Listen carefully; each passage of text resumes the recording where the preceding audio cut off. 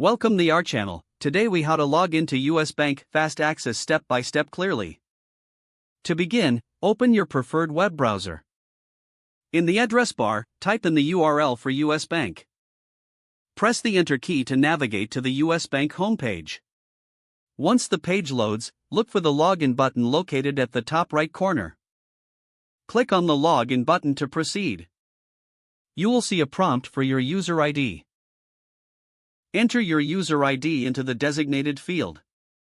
Next, click on the Continue button to move forward. You will be directed to a new page asking for your password. Type in your password in the appropriate field.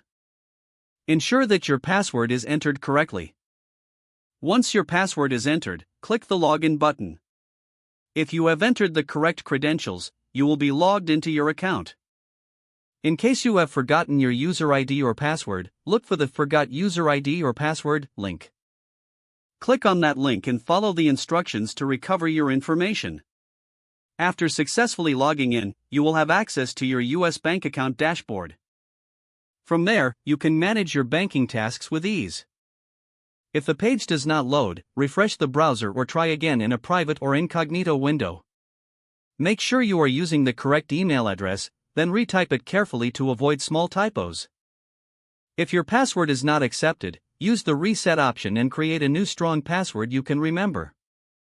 Check your spam folder for verification or security emails, then complete any requested confirmation steps.